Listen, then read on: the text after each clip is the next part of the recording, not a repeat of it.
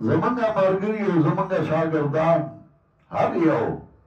چې فارغ شي نو ځان له څه کسب کوي او کار کوي او په خپلو لاسو ګټي او خوري. د دین کار په خپل ځای، د دنیا په خپل ځای او په خپلو لاسو ګټي. ما چې کله وحدت المدارس الاسلامیه بورډ جوړ کړ نو زما په زړه کې ډېرې منصوبې وې چې زه به ورسره دا کوم. اوس موږ یو منصوبه برابر کړې ده او هغه دا چې د وحدت المدارس الاسلامیه د بورډ لاندې موږ به طلباء له ټریننګ ورکوو. څنګه چې علم صرف وایي، نحو وایي، منطق وایي، اصول وایي، فقه وایي، نو یو به دایي چې هغوی به کاروبار زده کوي چې سبا له دې ملا شي چې دی بل ته محتاجه نه وي، په خپلو لاسو ځان له ګټه کولی شي. نو چې یو کال سړی په صرف لګوي، بل کال په نحو لګوي، یو کال دې په دې ولګوي که نه، دا دې میسه وګرځوي. په دیوبند کې چې طالب فارغ شو نو هغوی 3 ادارې جوړې کړې وې. یو د صابون سازای، یو د طب علم طب او یو د ټیلرای. نو فارغ شده طالب ته به وې چې ستا خوښه ده کوم یو زده کې. نو چا به د صابون جوړول زده کول، چا به علم طب زده کول، زاړه علما ټول طبیبانو د دیوبند فارغ، او چا به ټیلري زده کوله. موږ هم یو پروګرام برابر کړی د وحدت المدارس الاسلامیه د طرف نه، او 3 میاشتې به موږ ټریننګ ورکوو. په هغې کې طالب ته به موږ د ویلډینګ چل ښوو چې ویلډینګ چل زده کړي که سبا د ځان له دوکان کوي چې کولی شي. د الکترانکس چل به ورته ښوو که د الکترانکس څیزونه برابروي جوړوي د هغې چل به ورته ښوو. اے سی فریج د دې د جوړولو چل زده کوي نو هغه به ورته ښوو. سولر سیسټم چې دی د هغې چل زده کړي او هغه لګوي، ځان له بیا دوکانو کې لګوي، ورسره تدریس هم کوي،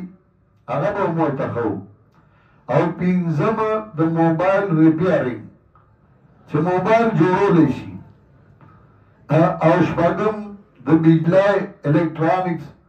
چې د بجلی کار سبا له دې کور کې ځان له فټینګ کوي یا بل چا له په مزدورۍ کوي چې دی کولی شي. دا اوس د نن نه زه اعلان کومه چې دا 6 محکمې د 6 کې به موږ ټریننګ ورکوو،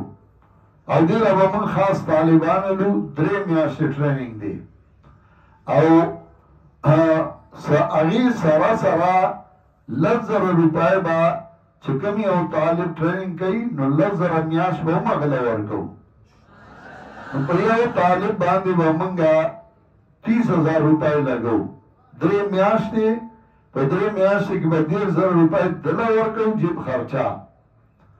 او ورسره له ټریننګ هم ورکوو. نو که کوم طالبان داسې کورنونه غریبانان ومي یا جزان ومي او هغه غواړي چې زه ټریننګ وکړم د دورې نه پس انشاءالله، نو هغوی دې د اوس نه بیا په دفتر کې خپل نومونه ولیکي چې کوم یو چل زده کوي. که د ویلډینګ زده کوي، الکترانکس زده کوي، د اے سی او د فریج جوړولو چل زده کوي، که د سولر یو پی ایس چل زده کوي، که د موبایل ریپیرینګ زده کوي، او که د بجلی چل زده کوي. نو خپل نومونه دې ولیکي موږ سره، او د دورې نه بعد به انشاءالله یو ټیکنیکل کالج هغه به موږ راکوو، که پېښور کې بل ځای هغوی سره به موږ خبره کوو، په هغې کې به انشاءالله بیا موږ هغه له ټریننګ ورکوو.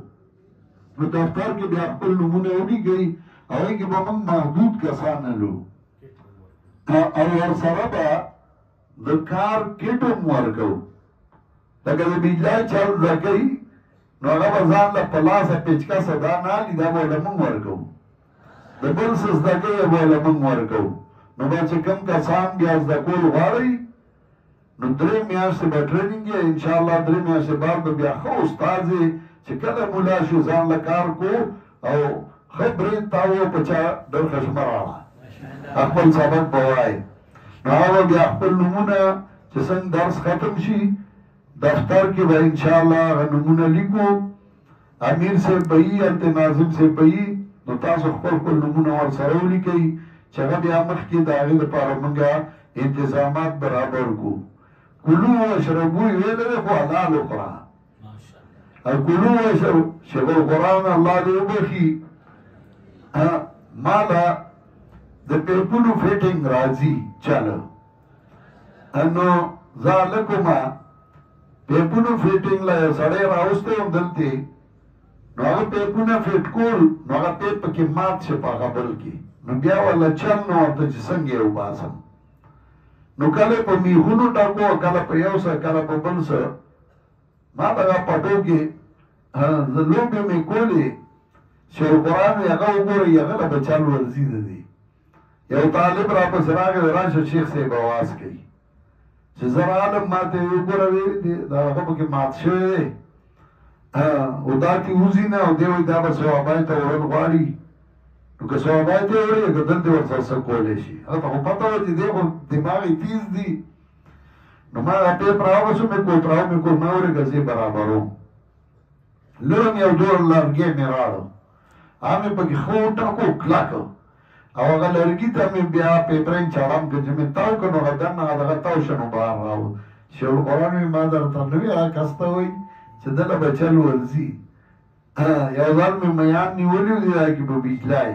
هغه وخت دا بیجلای باندې چا نه و نیولي مخکې نو شیخ القرآن راغی میان خو به یې ډېر خوښ و نو غوسه و طالب ورته وی بجلي خرابه کړې ده نو غوسه کړی و راته نو شیخ القرآن راغی د بره مې ما ته اواز وکړ د کته بدرای کې وم راشئ بره نو چې زه خو پوه شم چې غوسه دی اوس به مې وایي نو زه څنګه راوختم نو ما ورته وی میان مې ځان سره راغوستی و ما میان مې درله نیولي دي نو میان مې خوښ و نو چې میان یې وکتل نو لږ ښه شه وی دا یې په څه ونیول ما دا مې په بیجلای ګرم تار مې ورته کوز کړی و وی دا چل خو د هغه نیکانو بني اسرائیلو له هم نه ورتل چل هر څه زده کو بیا به دې چاته په کار راشي کلو واشربو ولا تسرفو خورئ او څکئ زیاتې مه کوئ چې شرک کې زیاتې مه کوئ چې دین پې خرڅې او ګېډه پې ساتې